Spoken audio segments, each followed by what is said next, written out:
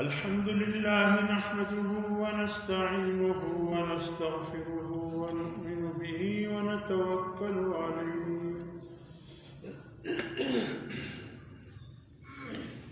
ونعوذ بالله من شرور أنفسنا ومن سيئات أعمالنا من يهده الله فلا مضل له ومن يضلله فلا هادي له ونشهد أن لا إله إلا الله وحده لا شريك له ونشهد أن سيدنا وسندنا وحبيبنا وشفيعنا ومولانا محمدا عبده ورسوله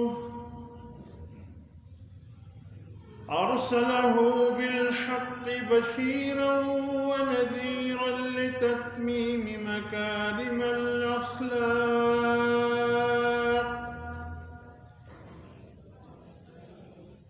فإنه لا يخلق نبي ولا رسول بعده ولا أمة بعد أمته ولا شريعة بعد شريعته ولا كتاب بعد كتابه ولا قبلة بعد قبلته أما بعد فقد قال الله عز وجل أعوذ بالله من الشيطان الرجيم بسم الله الرحمن الرحيم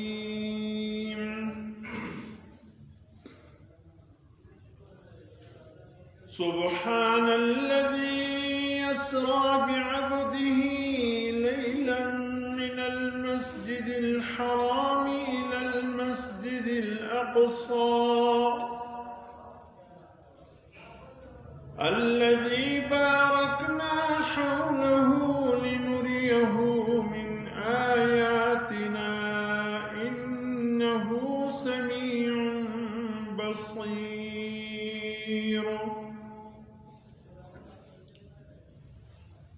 وقال تعالى في جنات يتساءلون عن المجرمين ما سلككم في سقر قالوا لم نك من المصلين ولم نك نطعم المسكين وكنا نخوض مع الخائضين وكنا نكذب بيوم الدين حتى أتانا اليقين. وقال النبي صلى الله عليه وسلم أوتيت في ليلة المعراج 3 أشياء: الصلاة الخمس وخواتيم سورة البقرة والشفاعة لأمتي لمن لا يشرك بالله شيئا أو كما قال عليه الصلاة والسلام. صدقت يا رب العالمين وصدق رسوله النبي الأمي الكريم ونحن على ذلك لمن الشاهدين والشاكرين والحمد لله رب العالمين. خدا در انتظار حمد مانیست، محمد چشم بر راه ثنا نیست. محمد حامد حمد خدا بس، خدا حمد و آفرین در مدح مصطفی بس. محمد است می خواهم خدا را، خدایا است حب مصطفی را. يا رب صل وسلم دائما أبدا على حبيبك خير الخلق كلهم هو الحبيب الذي ترجى شفاعته لكل حول من الأحوال مقتحم وأحسن منك لم تر قط عيني وأجمل منك لم تلد النساء خلقت مبرأ من كل عيب كأنك قد خلقت كما تشاء اللهم صل على سيدنا ونبينا ومولانا محمد وعلى آل سيدنا ونبينا ومولانا محمد وبارك وسلم عليه.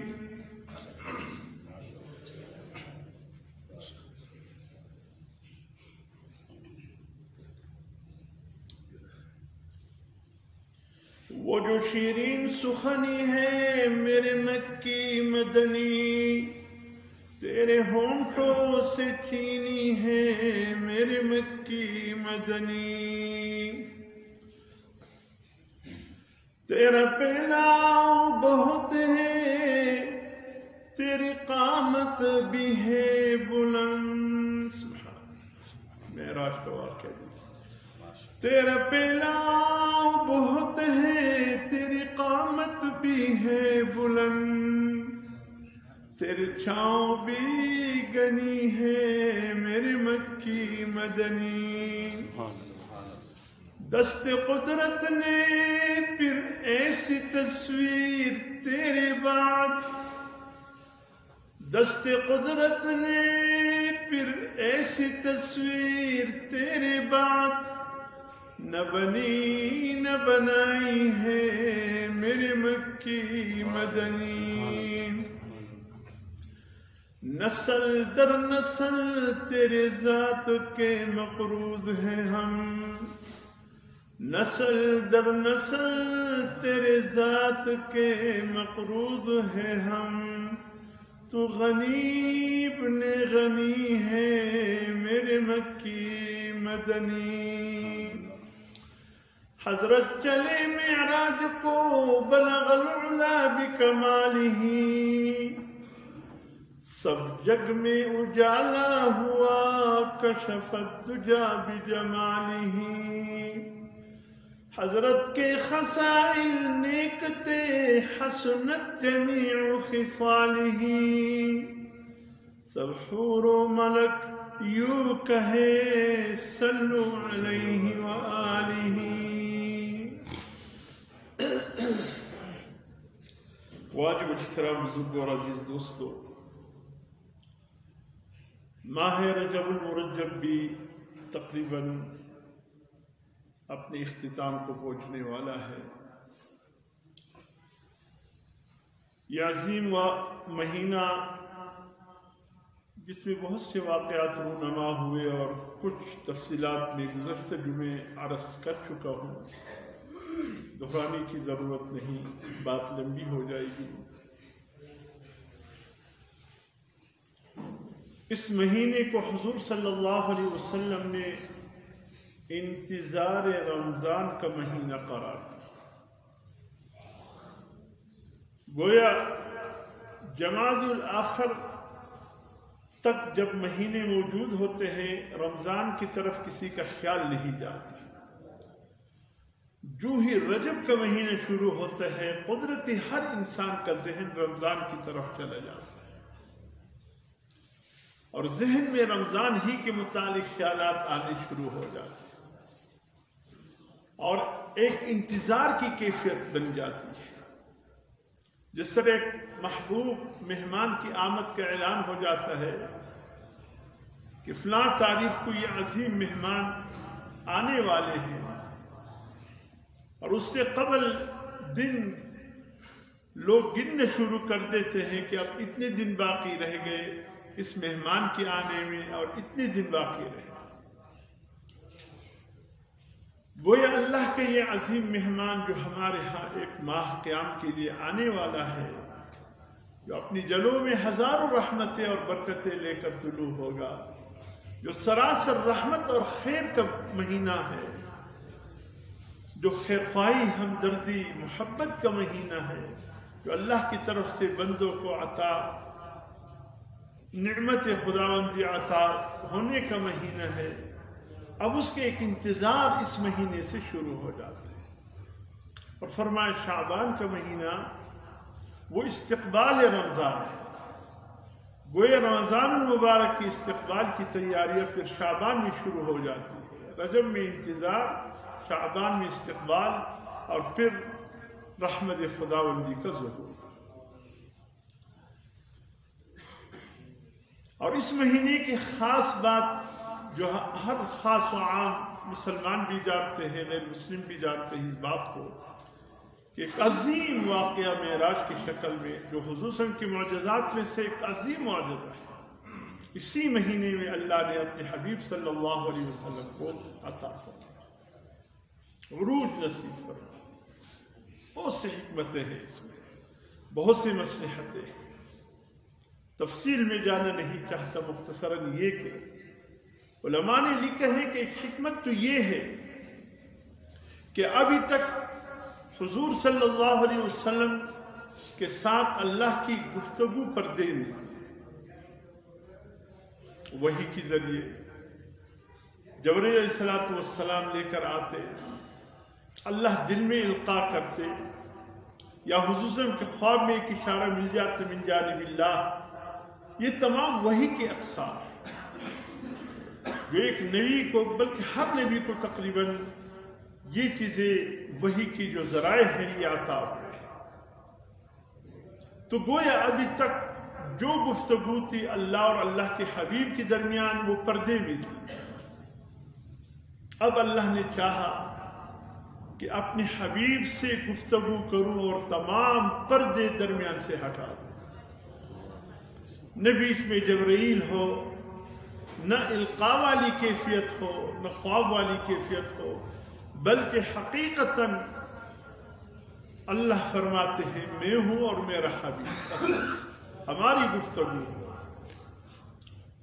تو ایک حکمت تو یہ ہے کہ اللہ رب العزت نے اپنے حبیب سے براہ راست گفتگو کرنی چاہیے۔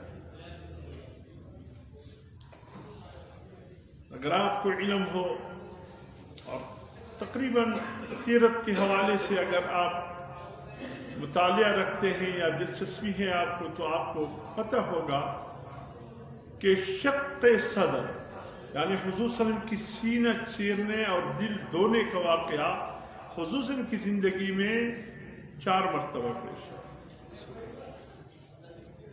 جوانی کے وقت پیش آیا، اور اسی طریقے سے وحی کے وقت پیش آیا، اور اسی طریقے سے معراج کے موقع پر بھی یہ واقعہ پیش ہے کہ حضور صلی اللہ علیہ وسلم کی چچزاد بہن حضرت علی المرتضیٰ رضی اللہ تعالی عنہ کی ہمشیرہ حضرت ام ہانی رضی اللہ تعالی عنہ، موجودہ جس طرف باب عبدالعزیز ہے اس کے بالکل سامنے اس مقام پہ ان کا گھر تھا، وہاں حضور صلی اللہ علیہ وسلم تشریف فرمائے یا رات گزارنے کے لیے وہاں تشریف لائے، اور پھر حضور صلی اللہ علیہ وسلم کو وہاں سے اٹھایا گیا، بیت اللہ شریف میں لایا گیا، حتیم میں لٹایا گیا، اور پھر حضور صلی اللہ علیہ وسلم کے سینے مبارک کو چیرا گیا، اور یہ سب کچھ حضور صلی اللہ علیہ وسلم دیکھ رہے اپنے آنکھوں سے، آپ کے دل مبارک کو نکالا گیا، تمام چیزیں آسمان سے لائی گئی، تمام چیزیں تشتری لائی گئی، اور جو بھی اس حوالے سے ضروریات تھے وہ سب آسمانوں سے لائے گئے، صرف ایک چیز آسمان سے نہیں لائی گئی، وہ زمین کا استعمال، اور وہ ہے زمزم کا پانی۔ یعنی اتنا عظیم یہ زمزم کا پانی اتنا عظیم ہے کہ نہ آسمان میں اس پانی کا کوئی ثانی ہے، نہ زمین پہ اس پانی کا کوئی ثانی ہے، تمام چیزیں آسمان سے لائے گئے، پانی زمزم کے استعمال ہوا، جس سے حضور صلی اللہ علیہ وسلم کے دل مبارک کو دھویا گیا، اچھی طرح صاف کر کے طاقت رکھ دی گئی۔ اچھا یہ طاقت کس چیز کی؟ اللہ سے ملنے کی، کہ اب حضور صلی اللہ علیہ وسلم نے جانا ہے اللہ سے ملاقات کے لیے، اسی جسد اطہر کے ساتھ، روحانی نہیں جسمانی طور پر، اور جا کر اللہ سے گفتگو کرنی ہے. اور اللہ سے گفتگو کرنا، اللہ سے ملاقات کرنا، اللہ کا سامنا کرنا کوئی آسان کام نہیں ہے. اس لیے حضور صلی اللہ علیہ وسلم کے دل میں وہ قوت بری گئی، وہ طاقت بری گئی کہ آپ صلی اللہ علیہ وسلم اللہ سے ملاقات کے متحمل ہو سکے. وہ طاقت بری. جس طرح وہی سے پہلے آپ کی دل مبارک کو چیرا گیا، شق قمر کا واقعہ پیش آیا، وہ اس لیے کہ وہی کی شدت اس قدر ہے کہ حد ہے. وہ آپ کے سینے مبارک کو جو شق کیا گیا اور دھویا گیا اور اس میں طاقت اور حکمت بھر دی گئی، وہ اس لیے تھا کہ آپ صلی اللہ علیہ وسلم اللہ رب العزت کی طرف سے آئے ہوئے وحی کا متحمل ہو سکے. وہ کوئی معمولی نہیں ہے. حضرت زید بن ثابت رضی اللہ تعالیٰ فرماتے ہیں، جب لا يستوي القاعدون من المؤمنين غير أولي الضرر والمجاهدون في سبيل الله بأموالهم وأنفسهم فضل الله المجاهدين بأموالهم وأنفسهم على القاعدين درجة وكلا وعد الله الحسنى وفضل الله المجاهدين على القاعدين أجرا عظيما. جس وقت یہ آیت نازل ہوئی 5ویں پاری کی سورت نساء کی آیت ہے، تو اس میں لا يستوي القاعدون من المؤمنین غیر اولی الضرر، یہ دو لفظ ہے. غیر اولی الضرر یہ نہیں تھے پہلی وحی، یہ اس کے بغیر تھے. یہ آیت جب حضور صلی اللہ علیہ وسلم پہ نازل ہوا تو حضرت زید بن ثابت کاتب وحی، جو کاتبین وحی میں آپ کا شمار 5ویں نمبر پہ آتا ہے، آپ حضور صلی اللہ علیہ وسلم کے قریب تھے اور آپ رضی اللہ تعالیٰ عنہ کو حضور فرمایا عبداللہ بن زید اس آیت کو لکھ لو، ابھی یہ وحی نازل ہوئی. جس وقت حضرت عبداللہ بن ثابت فرماتے ہیں میں اس آیت کو لکھنے لگا، اور اس وقت حضور صلی اللہ علیہ وسلم جو اتحیات کی شکل میں تھے آپ چارزانو بیٹھ گئے، اور اس وقت جب وہی مکمل ہو گئی تو حضور صلی اللہ علیہ وسلم جب چارزانو بیٹھے تو آپ صلی اللہ علیہ وسلم کے یہ گھٹنا میرے گھٹنے کے اوپر آ گیا. اس وقت آپ صلی اللہ علیہ وسلم جب چارزانو بیٹھ گئے تو پاؤں پھیلا دیے تو یہ گھٹنا حضور صلی اللہ علیہ وسلم کا بلا تشویش میرے گھٹنے کے اوپر آ گیا. اور میں اس آیت کو جب لکھنے لگا، اسی دوران حضور صلی اللہ علیہ وسلم کے کئی مرتبہ قائم مقام جس کو اس نے مقرر فرمایا اپنی زندگی ہی میں، اور تبوک کے موقع پر بھی عبداللہ ابن مکتوم نابینا صحابی ہے جس کی شان میں عبس و تولا پوری صورت نازل ہوئی تھی. تو یہ وہ عظیم صحابی ہے جس کی شان اور جس کی عظمت کے اظہار اللہ نے آسمانوں سے کیا. اس وقت وہ آ رہے تھے، جب آ رہے تھے تو یہ آیت انہوں نے بھی سن لی، آنکھوں سے نابینا تھے، معذور تھے. جیسے ہی یہ آیت سنے رونے لگ گئے. حضور صلی اللہ علیہ وسلم نے فرمایا ما یبکیک یا عبداللہ ابن ام مکتوم، کس چیز نے تمہیں رلایا اے ابن مکتوم کے بیٹے؟ کہا یا رسول اللہ اس آیت نے رلایا. اللہ فرماتے جو اللہ کے راہ میں چلنے والے ہیں اور جو گھروں میں بیٹھے ہیں یہ برابر نہیں ہو سکتے. جو اللہ کے راہ میں چل رہے ہیں ان کا بہت بڑا درجہ ہے ان لوگوں پہ جو گھروں میں بیٹھے ہیں. کاش میرے آنکھیں ہوتی تو میں بھی اللہ کے راستے میں چل رہا ہوتا. میں آنکھوں سے معذور ہوں، گھر میں بیٹھا ہوں، اور اللہ نے جو فضیلت مقام مجاہدین کو دیا ہے وہ قائدین کو عطا نہیں ہوا ہے. میں تو قائدین میں سے ہوں. اب مجاہدین کا بہت بڑی فضیلت اللہ نے لا یستوی القاعدون والمجاہدین کہ دونوں برابر نہیں ہو سکتے، نہ قائدین اور مجاہدین. مجاہدین کا بہت بڑا درجہ ہے، قائدین کا اتنا درجہ نہیں. میں قائدین میں سے ہوں. کاش یہ اللہ کی جانب سے یہ آنکھوں کا یہ مسئلہ مجھے درپیش ہے کہ میں نابینا ہوں اور بینائی سے محروم ہوں. کاش یہ نہ ہوتا تو میں بھی مجاہدین کے ساتھ راہ خدا میں چل رہا ہوتا. یہی وقت کہ اللہ نے اپنے مکتوم کے دل کے اس بے سکونی کو دیکھا اور دل کی محبت کو دیکھ کر اللہ نے فرمایا جبرائیل پہنچو اور لا يستوي القاعدون من المؤمنین من المؤمنین سے آگے غیر اولی الضرر کی لفظ لے جاؤ، صرف غیر اولی الضرر کی. اور جب حضرت جبرائیل علیہ السلام غیر اولی الضرر یہ دو الفاظ لے کر حضور پر نازل ہوئے، یہ وہی وقت ہے کہ حضرت عبداللہ بن ثابت کے گھٹنے حضور کے گھٹنے کے نیچے ہیں.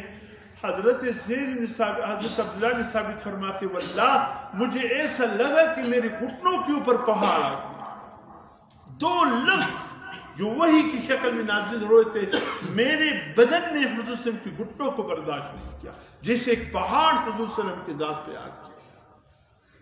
2 الفاظ ایک امتی مسلمان یعنی اتنا اس کا بوجھ محسوس کرے، اور جس سینے پہ اللہ کا قرآن نازل ہو رہا ہو اس سینے کی قوت اور طاقت کا کوئی اندازہ لگا سکتا ہے.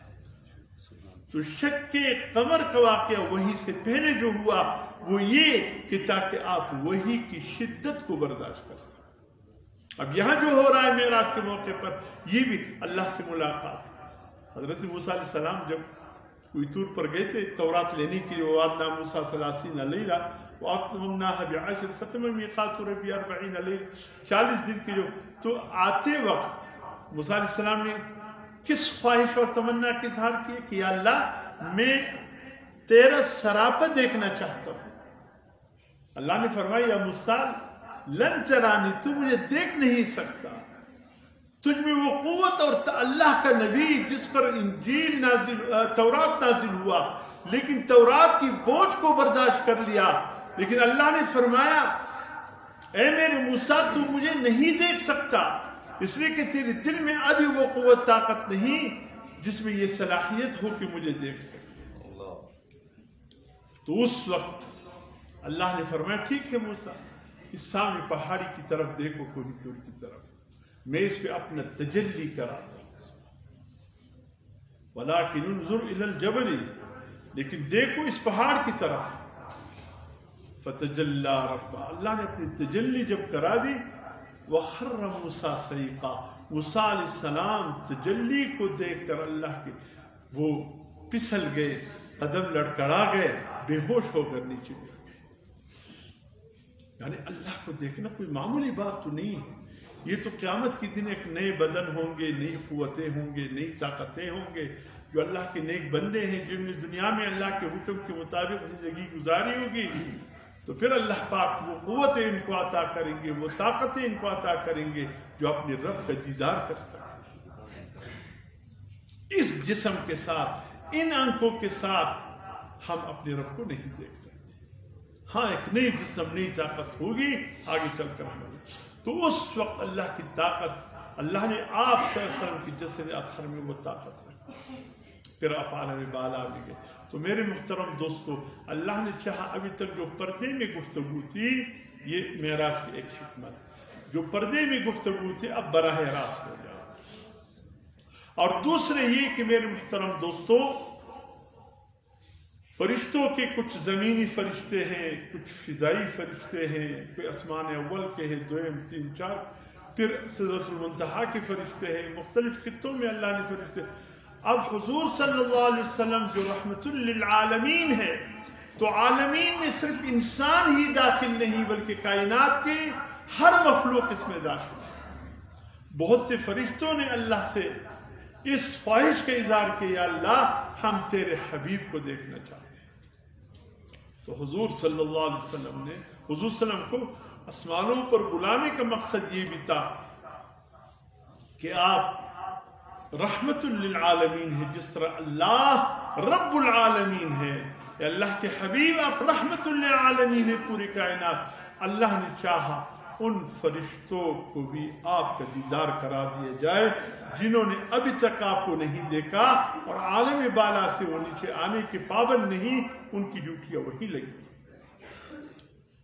تو حضور صلی اللہ علیہ وسلم فرماتے ہیں اس وقت سدرۃ المنتہا بیری کا درخت ہے، بس یہی انتہا ہے، اس سے آگے فرشتے نہیں جا سکتے. سدرہ کہتے ہیں بیری کو، بیر یہ آپ کے سن میں جو ہوتا ہے، مطلب شکل و صورت یہ بھی اسی شکل و صورت پہ ہے. اللہ نے جتنے نعمتیں دی ہیں دنیا میں، سیب ہو گئے، انار ہو گئے، خوبانیاں ہو گئے، انگور ہو گیا، بیر ہو گئے، یہ نعمتیں ہو بہو وَأُتُوا بِهِ مُتَشَابِهًا. جنت میں جب اہل جنت کو میوے دیے جائیں گے وہ بعین ہی اسی شکل و صورت کے ہوں گے جیسے دنیا میں ہیں، لیکن سبحان اللہ ذائقہ اس کا کیسے ہوگا اس کا مذکور.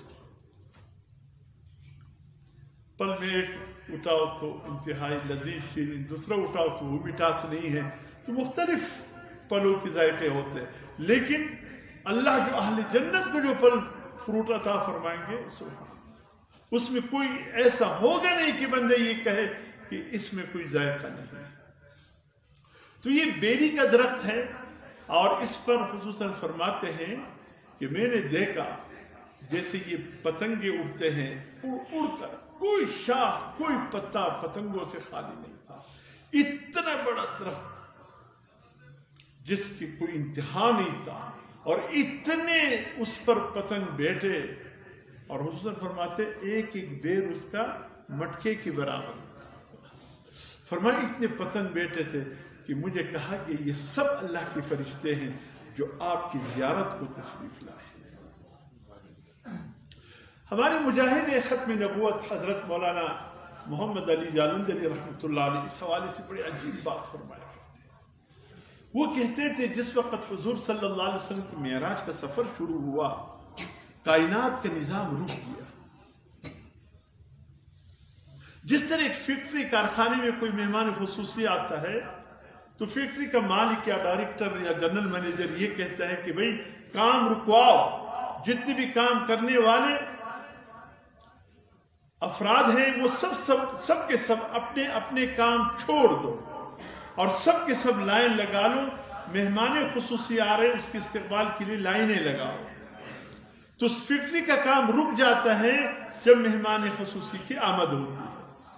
اب جب مہمان آ جائے، مہمان فیکٹری میں گھومے، دیکھے، سب کچھ دیکھیے، حضور صلی اللہ علیہ وسلم اس مثال کے لائق نہیں، حضور صلی اللہ علیہ وسلم بہت اعلیٰ کمال درجے کے سمجھانے کے لیے، جب تک وہ مہمان خصوصی اس فیکٹری یا ادارے میں ہوتا ہے، ادارے فیکٹری کا کام رک جاتا ہے، جو جس مقام پہ کام کر رہے ہیں وہی پر رک جاتا ہے۔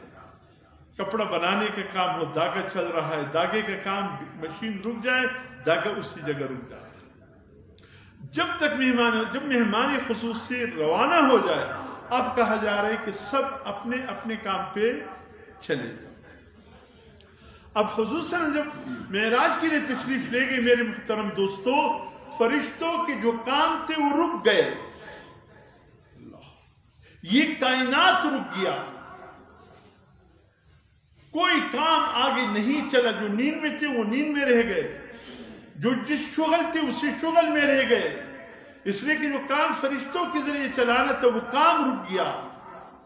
اب سب حضور صلی اللہ علیہ وسلم کے دیدار کے لیے عالم بالا میں جمع ہے، مہمان خصوصی کی آمد کے موقع پر ایک جمع غفیر فرشتوں کے حضور صلی اللہ علیہ وسلم کے دیدار کرنے کے لیے جمع ہے، کائنات کا کام رک گیا ہے، اس لیے کہ جب حضور صلی اللہ علیہ وسلم تشریف لاتے ہیں بستر اسی طریقے سے گرم ہے، جو وضو کیا تھا پانی جا رہا تھا راستے کی طرف، وہ بیچ میں رک گیا۔ جب حضور صلی اللہ علیہ وسلم جا رہے تھے تو وہ کنڈی جو آپ کی کمرے کی تھی، وہ کنڈی جب آپ کے دروازہ بند کیا وہ کنڈی ہل رہی تھی، جو فرشتے مقرر ہیں اس کو کنڈی کو کڑا کرنے کے لیے، پانی کو اپنے مقام پر پہنچانے کے لیے، بستر گرم ہو مکھی نکل جائے اس کو ٹھنڈا کرنے کے لیے، اعلیٰ حاضر قیاد باقی کام۔ لیکن جب حضور صلی اللہ علیہ وسلم کا معراج کا سفر شروع ہوا یہ سب کام رک گئے، انسان نے کروٹ لینے بھی بند کر دیا، سب کچھ، جب تک حضور صلی اللہ علیہ وسلم عالم بالا میں رہے، کائنات، عالم آسمان ہو، زمین ہو، فضا ہو، سب کام رک گئے۔ اب جب حضور صلی اللہ علیہ وسلم واپس تشریف لائے، بستر کو گرم پایا، کنڈی کو ہلتا ہوا محسوس کیا، پانی اب اپنے مقام کی طرف چل نکلا، اندازہ لگائی اس وقت جب حضور تشریف لے آئے فرشتے اپنے اپنی ڈیوٹی پر چلے گئے، اب کائنات کے نظام چل پڑا۔ علماء مورخین نے لکھا ہے اس سفر معراج میں حضور صلی اللہ علیہ وسلم نے جو سفر کیا 83 سال کا عرصہ لگا۔ ہمیں جو ایک لمحہ نظر آتا ہے یہ ہمارے ہاں کی جو 83 سال ہے، 80 3 83 اتنے سال اس سفر میں لگ گئے۔ اور اللہ فرماتے سبحان الذی اسری بعبدہ لیلا من المسجد الحرام الی المسجد الاقصی، کہ پاک ہے وہ ذات، سبحان سے معراج کے واقعہ اللہ نے شروع کیا، سبحان الذی، پاک ہے وہ ذات، کیا مطلب؟ اللہ ہر عیب سے پاک ہے، یہ مت سمجھو کہ اللہ چیزوں کا محتاج ہے، اللہ چیزوں کے احتیاج سے پاک ہے۔ سب سے پہلے ذہن ہم سب کا بنایا کہ اللہ کے متعلق کوئی ایسا خیال بھی دل میں نہ لانا کہ شاید اللہ بھی اس کائنات میں کسی چیز کے لیے مجبور ہے۔ سبحان اللہ، اللہ پاک ہے جس نے اسرا سیر کرایا بعبدہ ہی، اپنے بندے محمد صلی اللہ علیہ وسلم، لیلم، لیلا نہیں فرمائے، لیلا یعنی رات میں، یعنی جیسے پوری رات ذکر، لیلم، لیلم کی جو تنوین ہے یہ بتا رہا ہے کہ پوری رات نہیں، رات کے ایک حصے میں، رات کے ایک چھوٹے حصے میں یہ پورا واقعہ ہوا۔ اگر لیل ہوتا تو پھر مطلب اس کی پوری رات یہ سلسلہ چل رہا تھا، نہیں، لیلم، رات کے ایک چھوٹے حصے میں اللہ نے اپنے حبیب کو سیر کرا۔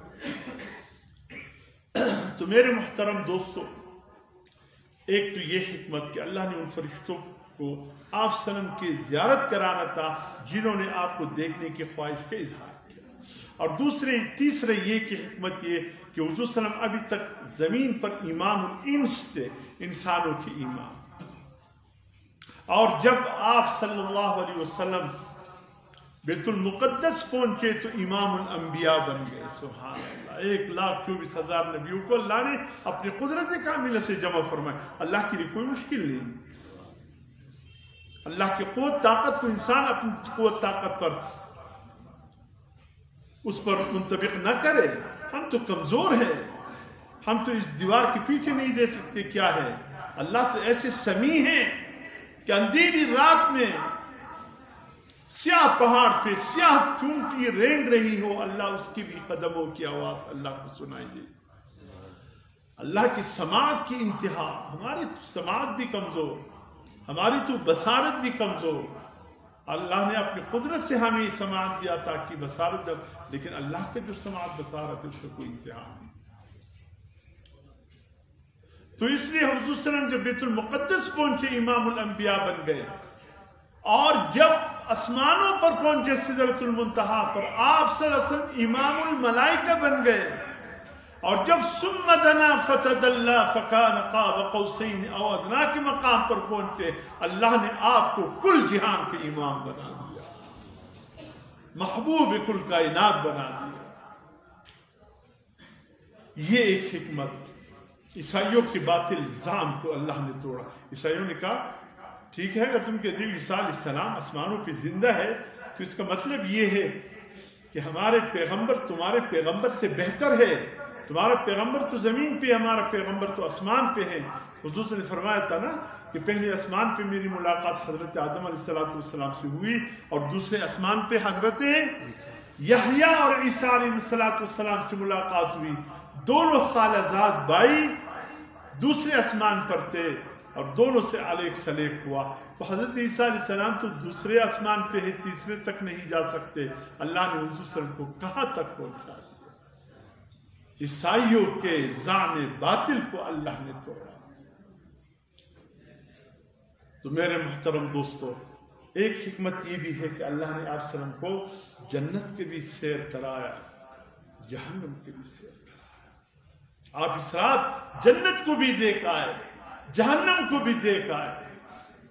صحابہ اکرام فرماتے ہیں کہ ایک دن مسجد نبوی میں ہمیں کسی بات میں آپس میں گفتگو کر رہے تھے کہ ہم ہنس پڑے مسکرا کر، تو ذرا ہنستے ہوئے آواز بلند ہوگی کہ حسن تشریف لے آئے۔ فرمایا ہنس رہے ہو؟ ہم نے کہا اصل میں ایسی بات بیچ میں آ گئی کہ ہمیں۔ فرمایا کاش جو میں دیکھ آیا ہوں اگر تم دیکھ لیتے، واللہ ہنسی تم بھول جاتے۔ یعنی جہنم کے جو خوفناک مناظر میں نے دیکھے ہیں، اس کے بعد حضور صلی اللہ علیہ وسلم کو کبھی قہقہہ لگاتے ہوئے اور بس تبسم، حضور صلی اللہ علیہ وسلم کے انتہائی مسکراہٹ تبسم میں چہرے پہ مسکراہٹ جو آ جاتی، بس یہی تھا۔ حضور نے فرمایا جو میں دیکھا ہے اگر تم دیکھتے تو تم یہ تبسم بھی بھول جاتے۔ تو اس لیے مشاہدہ کرایا گیا تاکہ امت کی شفاعت میں آسانی ہو، تاکہ اپنی امتی کو جہنم سے بچائے شفاعت کے ذریعے، اور جنت میں داخل کرے شفاعت کے ذریعے. فرمایا اس وقت تک میرے قدم جنت میں نہیں جائیں گے جب تک میں اپنی ادنا امتی کبھی اللہ سے شفاعت نہ کراؤں. یہ مناظر دیکھے ہیں تو اس لیے امت کو بچانے کی فکر ہے. اے میری امت یہ نہ کرو وہ نہ کرو. کاش تم جان لیتے کہ جہنم کیسی خوفناک جگہ ہے. تم کبھی ایک لہجے کی برابر بھی اپنے رب کی نافرمانی نہیں. تمہیں علم نہیں ہے کہ جہنم کیسی. بہرحال میرے محترم دوستو، یہ حضور صلی اللہ علیہ وسلم وہاں پر پہنچے. اللہ کے حبیب کی طرف حضور اللہ رب العزت کے ذات کی جب قریب پہنچے تو اللہ نے فرمایا اے میرے حبیب، دوست جب دوست سے ملتا ہے تو جس علاقے سے آتے اس علاقے کا تحفہ لے کر آتے ہیں. اس علاقے کا تحفہ اپنے دوست کے لیے لے کر آتے. تم آئے ہو عالم دنیا سے. اللہ اکبر. اے میرے محبوب، دنیا سے کیا لے کر آئے؟ اے میرے حبیب، میرے لیے دنیا سے کیا لے کر آئے ہو؟ حضور صلی اللہ علیہ وسلم کی زبان سے بے ساختہ جاری ہوا التحیات للہ والصلوات والطیبات. اے اللہ، بدنی عبادتیں بھی تیرے لیے، قولی عبادتیں بھی تیرے لیے، اور مالی عبادتیں بھی تیرے لیے. یا اللہ، جتنی عبادتیں ہیں یہ سب تیرے لیے میں تحفے کی شکل میں لے کر آیا. اللہ رب العزت فرمایا السلام علیکم ایھا النبی ورحمۃ اللہ وبرکاتہ. اے میرے نبی، تجھ پر میری سلامتی ہو، برکتیں ہو، رحمتیں ہو. اللہ کے حبیب اتنے نازک جگہ پہنچ کر بھی اپنے ہوش و حواس کو قائم رکھتے ہوئے بھی اللہ کے سامنے اپنی امت کو نہیں بھولے. اے اللہ، جس طرح مجھ پہ تو سلامتی بھیج رہا ہے، رحمتیں اور برکتیں بھیج رہا ہے، السلام علینا وعلی عباد اللہ الصالحین. اے اللہ، جس طرح مجھ پہ سلامتی ہو رہی ہے، اے اللہ، جو تیرے نیک بندے ہیں، میری امتی ہیں، وہ بھی اس رحمت میں شامل ہو جائے. واقعی حضور صلی اللہ علیہ وسلم نے قدم قدم پر امت کو یاد کیا. اے حضور صلی اللہ علیہ وسلم کی امتیوں، کیا کبھی ہم نے کسی موقع پر حضور صلی اللہ علیہ وسلم کو ایسے موقع پر یاد کیا کہ میں یہ کام تو کر رہا ہوں، لیکن آیا حضور صلی اللہ علیہ وسلم کی محبت کا تقاضا؟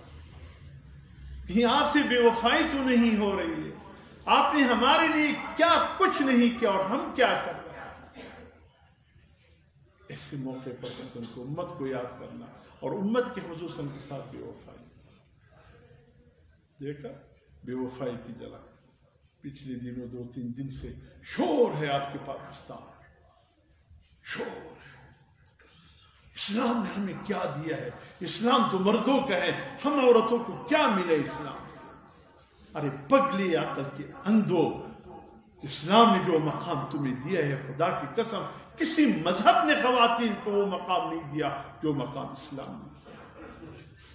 باقی مذاہب والوں نے تمہارا استحصال کیا، تمہیں بازاری جنس بنا کر لوگوں کے سامنے پیش کیا. موٹر سائیکل کے اشتہار میں بھی عورتیں نمایاں ہے. موبائل والوں سے معذرت شاید اب نہ ہو، موبائل کی دکانوں پر بھی فاحشہ عورتوں کی تصاویر. ارے موبائل کی دکان پر فاحشہ عورتوں کی تصاویر کا کام کیا ہے؟ ہر چیز کے اشتہار میں جو چیز مردوں کے بھی ہو، وہ جو مردوں کی داڑھی منڈانے کی وہ کام آتے، کیا اس کو بولتے، اس میں بھی عورت. اب اس کی عورتوں کے ساتھ کیا کام؟ صرف یہ کہ قریب ترین ہر چیز میں عورت کا استحصال. اب یہ بھی کہتے ہیں عورت کیا چاہتی ہے؟ آزادی. کس چیز کی آزادی؟ مادر پدر آزادی تو تمہیں مل چکی ہے، اور کیا آزادی چاہتے ہو؟ بقول مولانا بجلیگر صاحب کی پوگو خبرات شیر آستے چشے اخوار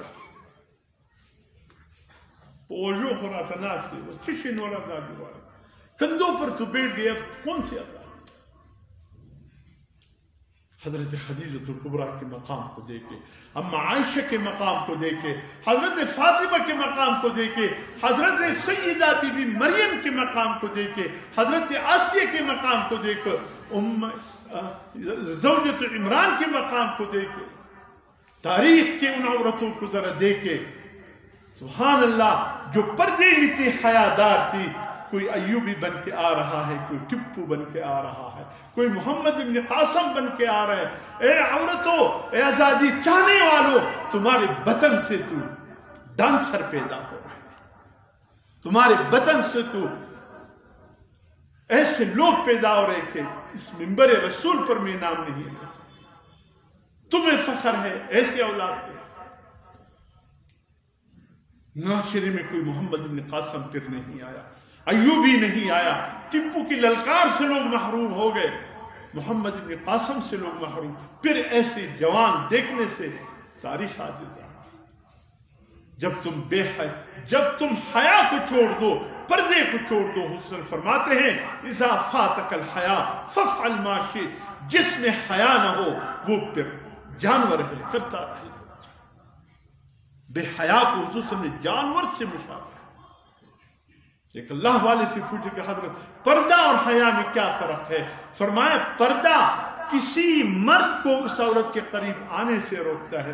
جو عورت پردے میں ہوگی مرد بھی آنکھیں جھکا کر گزر جائے گا. جس عورت میں حیا ہوگی وہ حیا اس عورت کو کسی مرد کے پاس جانے سے روکتا ہے. یہ ایسے عظیم جوہر اللہ نے ایک عورت کو عطا کیا ہے، پردہ اور حیا. اور جس سے یہ دونوں چلے جائے وہ پھر بازاری جنس ہوتا ہے. پھر کہتے ہیں یہ مرد نگاہیں نیچے کر کے کیوں نہیں چلتے؟ سب مجھ ہی سے کہتے ہیں نیچے رکھو نگاہ اپنی. ان سے کوئی نہیں کہتا یوں نہ نکلو آیا ہو کر. میرے لیے تو شریعت کا حکم ہے، ان کے لیے نہیں ہے. قاضی سلامت شجاع آبادی رحمۃ اللہ علیہ سفر میں تھے پنجاب. ایک اس نظام کے حامی شخص سامنے دیکھا، بیٹھا تھا، دیکھا تو مولوی ہے. اللہ سفر میں مولوی آ جائے پھر بہت سوچی جو ہے نا پیشانی دیکھنے والی ہوتی ہے. تو کہنے لگے کہ یہ مولوی بھی بڑے ظالم ہیں. قاضی صاحب نے کہا مولویوں نے کیا کیا جس ظالم ہے؟ کیا خواتین کے استحصال کر رہے؟ کیا استحصال؟ کیا پردے میں کہتے خواتین پردے میں رہیں؟ اللہ نے ان کو خوبصورتی دی ہے ٹھکانے کے لیے دی ہے، پردے میں رکھنے کے لیے تو نہیں دی. کیسے شیطان پٹی پڑھاتے. قاضی صاحب فرماتے ہیں اب اس کے سامنے میں قرآن حدیث کے حوالے سے بات کروں، بات اس کی سمجھ میں نہیں آئے گی. آئیے پریکٹیکل کر کے میں دکھا. فرمائے سفر میں اپنے ساتھ لیمبو بھی رکھا کرتا تھا، پیاز بھی، ضرورت کی چیزیں، پھل فروٹ توڑے ایک تیلی میں یا ایک ٹوکری میں اپنے ساتھ رکھتے تھے. چوری بھی ہوتی. فرمایا میرے ساتھ ایک چھوٹی چوری تھی، میں نے اپنے تیلے سے یا اس ٹوکری سے لیمبو نکالا. لیمبو نکالنے کے بعد میں نے اس لیمبو کو درمیان میں سے چیرا. میں اس جوان کی طرف دیکھنے لگے، اس کا منہ پانی سے بھر گیا. میں نے کہ میاں لیمبو میرا ہے، کاٹنے والا میں ہوں، پانی تیرے منہ میں آیا ہے. فرمائی یہ تو ایک فطرتی چیز ہے. فرمائی یہی فطرتی جب عورت بناؤ سنگار کے ساتھ نکلے گی، پردے کی بغیر نکلے گی تو پھر اس طرح ہوگا جیسے تیرے منہ میں پانی آیا. کون روکے گا؟ آزادی مار دنیا میں ایسا ہوتا ہے جیسے پاکستان میں ہو رہا ہے. پتہ نہیں کون سا مرتبہ، ایک اچھار کا مرتبان بھرے. ہر فتنہ آپ کو یہی ملے گا. یا ہمارے اسمبلی یا استبل خانے، تمام مسائل لوگوں کے بھول کر پتہ نہیں کن بلیوں میں الجھ گئے. کیا ہو رہا ہے؟ یہ انسانیت ہے؟ ایسے جانور بھی نہیں کرتے جو یہ کرتے. دنیا پاکستان کے مسائل حل ہے، بس اب یہ رہ گیا ہے جو ہو رہے جا رہا. تو عورتیں تو پھر یہی شلوار قمیص خواتین کے بما دوپٹے کے درختوں پر لٹکائے. ہم اس سے آزادی. استغفر اسلام ہمارا استحصال کر رہا. یہ بھی خواتین ہے. مولوی صاحب وش دعا ہوا کہ وش باران وسی سترا دعا پدا حال کې دعا وکم دا عملونه دي زموږ دا کردار دي زموږ دا زموږ ښځې دي په دا انداز راوتلي دي. ته ما ته وایې چې مولوي صاحب وش دعا وکړه. زما په دعا کې ګرده رکاوټونه دي و الله ته نسې رسېدی چې دا بې حیایي څنګه زه الله ته دا دعا ورسوم.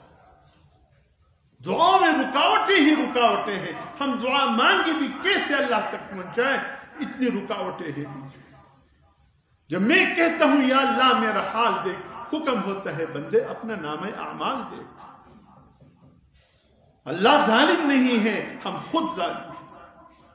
اللہ جو نعمت دے بندوں سے اللہ کبھی بھی واپس نہیں لیتا.